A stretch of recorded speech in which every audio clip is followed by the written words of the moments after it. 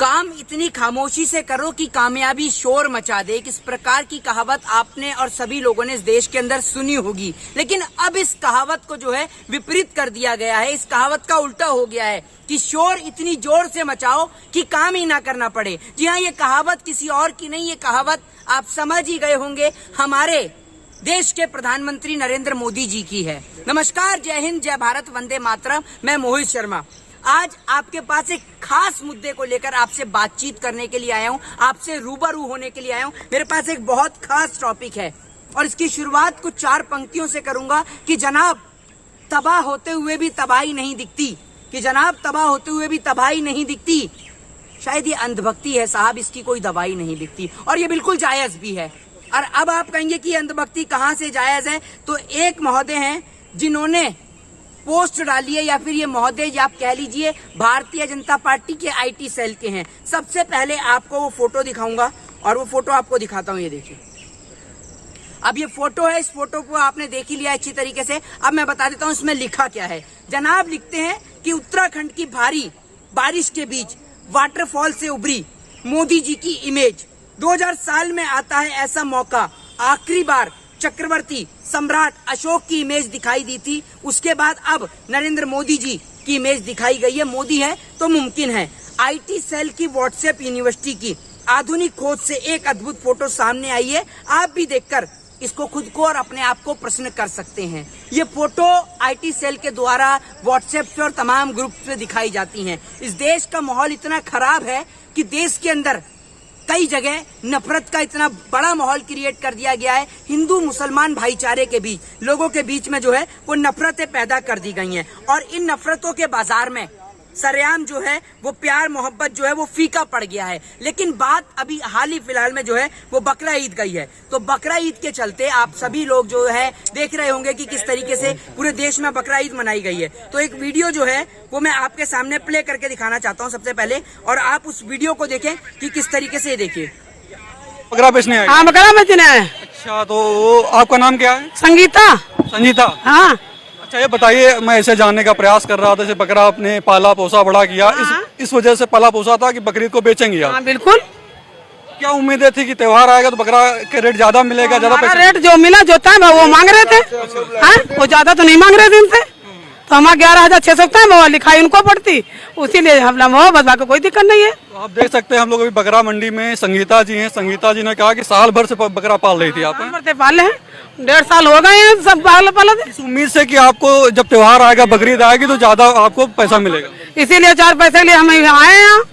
हाँ, अब ये वीडियो जो है, ये वीडियो मैं आप सभी लोगों को दिखाऊंगा। ये वीडियो जब है, वीडियो में मैं आपको दिखाऊंगा, लेकिन इस वीडियो दिखाने का मकसद ये है कि ये वीडियो जो है ये इसलिए दिखाई गई है कि देश में जहां हिंदू और मुसलमान के बीच आपसी मतभेद पैदा किया जाता है, वहीं मैं आपको दिखाना चाहता हूं कि देश की इकोनॉमी जो है वो एक दूसरे की सहायता से चलती है, एक दूसरे के आदान और प्रदान से चलती है। इसके कहने का अर्थ ये है कि ये जो मैडम खड़ी थी, ये जो लेडीज खड़ी थी, जो महिला खड़ी थी, ये महिला बकरे को लेके आती हैं जिनका नाम संगीता है। ये बकरे को बाजार में बेचती हैं और बकरे को ये काफी लंबे समय से पालती हैं। यानी जो एक दूसरे का जो काम है लोगों का, वो एक दूसरे से चलता है। इस देश के अंदर नफरत का बाजार इतना गर्म कर दिया गया है कि नफरतों के चलते प्यार कहीं लुप्त हो गया है। इस देश के अंदर देश के प्रधानमंत्री नरेंद्र मोदी जी इस देश का लाखों करोड़ों खरबों रुपया वो जो है वो देश के अपनी घूमने की विदेशी यात्राओं पे खर्च कर देते हैं, अपने लाखों करोड़ों रुपए के सूट बूट पे खर्च कर देते हैं।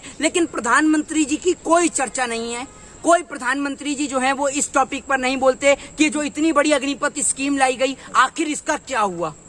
आखिर जो इस देश के अंदर किसानों के लिए बिल लाया जाता है उसका क्या होता है। इस देश के अंदर कोर्ट के अंदर, सुप्रीम कोर्ट के अंदर, आज मैं कोर्ट और ईडी को लेकर भी आपसे एक खास और एक रूबरू बात करना चाहूंगा, और कुछ सवाल मैं इस देश की सरकारी संस्थानों से भी पूछना चाहूंगा।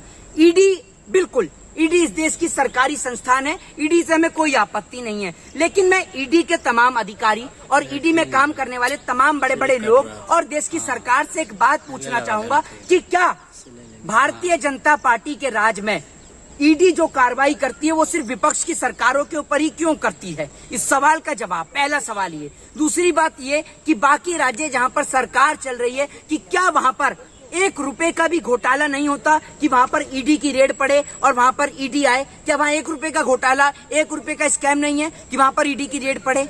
दूसरी बात, सबसे बड़ा प्रश्न जो सुप्रीम कोर्ट के ऊपर खड़ा होता है, कोर्ट के अंदर अगर मुद्दा जाए इस देश के अर्नब गोस्वामी जैसे पत्रकारों का, कोर्ट के अंदर मुद्दा जाए महाराष्ट्र की सरकार का, तो कोर्ट में तुरंत इंसाफ मिल जाता है। वहीं समय से चल रहे, एक लंबे अरसे से चल रहे केस, सालों से चल रहे, एक लॉन्ग पीरियड और कई महीनों से, सालों से चल रहे केस, जिन्हों में सुनवाई नहीं होती है, जिन्हों में लोगों को इंसाफ नहीं मिलता है, लोग इंसाफ की गुहार लगाते लगाते इस कोर्ट का दरवाजा ठकठकाते हुए, खटखटाते हुए लोग अपना दम तोड़ देते हैं, या फिर कह लीजिए अपने प्राणों को छोड़ देते हैं। लोग कोर्ट से, न्यायपालिका से इंसाफ की गुहार लगाना बंद कर देते हैं। कहा जाता है कि ये अंधा कानून है, कोर्ट के ऊपर काले कलर की पट्टियां मंडी रहती हैं और बहुत सारी तरीके की बात जो इस देश की अदालतों के लिए कही जाती है। लेकिन जब इस देश की अदालतें फैसला सुनाती हैं तो उन अदालतों के फैसलों को जो है, अगर वो सरकार के पक्ष में ना हो तो उनके लिए बहुत सारे सवाल खड़े कर दिए जाते हैं। कई बार जो सामने आकर पूर्व जजेस जो अपने पद से अब हट चुके हैं या रिटायर हो चुके हैं, वो पूर्व जजेस सामने आकर, या फिर बहुत सारे सेना के जवान सामने आकर कुछ इस प्रकार के ट्वीट करते हैं और सरकार पे आरोप और प्रत्यारोपण करते हैं और सरकार की नीतियों का खुलासा करते हैं। तो वही मौजूदा दौर के जजेस भी इस बात को लेकर कहते हैं कि उनके ऊपर प्रेशर बनाया जाता है कि क्या इस देश के अंदर न्यायपालिका निष्पक्ष नहीं रही है? क्या इस देश के अंदर कोई भी सरकारी संस्थान निष्पक्ष नहीं रहा है? क्या इस देश के अंदर अब एक आम आदमी को इंसाफ की, निष्पक्षता की गुहार लगाना उसके लिए एक अपराध और जुर्म हो चुका है? क्या इस देश के अंदर प्यार बांटना एक अपराध है? क्या इस देश के अंदर हिंदू होकर गलत नीतियों को उजागर करना, भारतीय जनता पार्टी के खिलाफ बोलना, क्या ये हिंदुत्व का प्रमाण नहीं है? अगर मैं हिंदू हूँ, मैं सरकार की आलोचना करता हूँ, सरकार के खिलाफ बोलता हूँ, सरकार की आलोचना करने से मेरे को कोई फायदा नहीं है। मैं सरकार की आलोचना इसलिए करता हूं, मेरे को कोई फायदा या मेरे घर में कोई राशन नहीं आ रहा है। सरकार की आलोचना करने का मकसद ये है कि सरकार जो नीतियां, जो नियम और जो कानून बना रही है लोगों को एक धर्म की आड़ में लाकर, वो कानून इतने जहरीले हैं कि वो भारत देश को कहीं ना कहीं श्रीलंका के रास्ते पर और श्रीलंका के पदचिन्हों पर ले जा सकते हैं, जिसका अंत सिर्फ भारत देश की तबाही पर जाकर खत्म होता है। भारत देश आज कहीं ना कहीं इकोनॉमी के माध्यम से श्रीलंका के ही रास्ते पर चल रहा है और ऐसे ही कोई सत्यानाशी नहीं बन जाता है। सत्यानाशी बनने में भी एक लंबा समय लगता है। मैं आपको बता दूं, मोदी जी का एक बहुत ही बड़ा और फेमस डायलॉग है और जिसको आप सभी लोगों ने सुना भी होगा कि सबका साथ, सबका साथ और सबका विकास, कुछ इस तरीके का डायलॉग है। लेकिन हम इसको आज कहेंगे कि सबका साथ और सबका सत्यानाश। और मैं आपसे कहना चाहूंगा कि यूं ही कोई सत्यानाशी नहीं बन जाता है। सत्यानाशी बनने के लिए भी एक बहुत सारा काम करना पड़ता है, बहुत सारी मेहनत करनी पड़ती है। वर्ष 2014 की हम बात करते हैं, जब देश के प्रधानमंत्री इस मौजूदा दौर के अंदर प्रधानमंत्री पद की कुर्सी पर प्रधानमंत्री बनकर आए।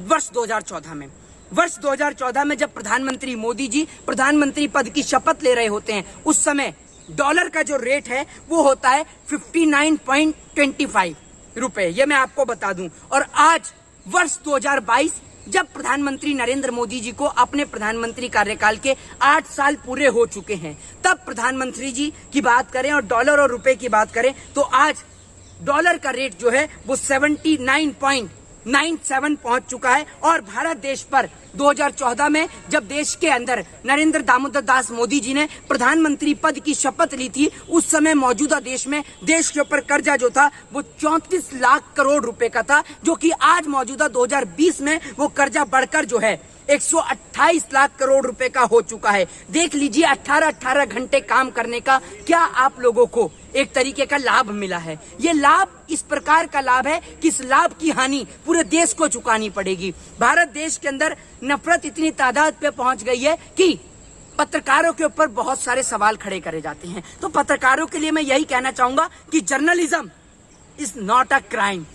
पत्रकारिता करना कोई अपराध नहीं है, पत्रकारिता इस देश में कोई अपराध नहीं है। लेकिन पत्रकारिता जब इस देश के अंदर लोगों की जान लेने का माध्यम बन जाए, जब पत्रकारिता इस देश के अंदर देश को जोड़ने का नहीं तोड़ने का काम करने लग जाए, जब पत्रकारिता इस देश के अंदर लोगों के बीच जात पात, धर्म हिंदू मुस्लिम और मजहब की दीवारों को खड़ा करना शुरू हो जाए तो वो पत्रकारिता निश्चित तौर पर एक देश के लिए बहुत बड़ा खतरा बनकर सामने आ जाती है। अगर हम बात करें पत्रकारिता की और बात करें विपक्ष की तो एक नाम जहन में आता है और एक नाम सामने आता है और वो नाम है जर्मन के तानाशाह एडोल्फ हिटलर। जर्मन के तानाशाह एडोल्फ हिटलर के बारे में जब आप पढ़ेंगे तो एडोल्फ हिटलर के बारे में आप ये जानेंगे कि एडोल्फ हिटलर किस तरीके से अपने बुराइयों को सुना नहीं करते थे। उनको विपक्ष से एक बहुत तकलीफ थी, उनको एक ऐसे समुदाय से बहुत नफरत थी जो उनका विरोध किया करते थे। कहीं ना कहीं प्रधानमंत्री नरेंद्र मोदी जी को भी आज विपक्ष से नफरत है, तभी उनके द्वारा प्रयोजित, उनके द्वारा चलाए जाने वाले, उनकी पार्टी के सांसदों के द्वारा चलाए जाने वाले चैनल पर लगातार विपक्ष को बदनाम किया जाता है और विपक्ष की छवि को धूमिल किया जाता है। एक बात आप लोग समझ लीजिए और कान खोलकर अपने दिमाग में बैठा लीजिए कि आप लोग हिंदू और मुसलमान के नाम पर जितना लड़ रहे हैं, लड़ते रहिए।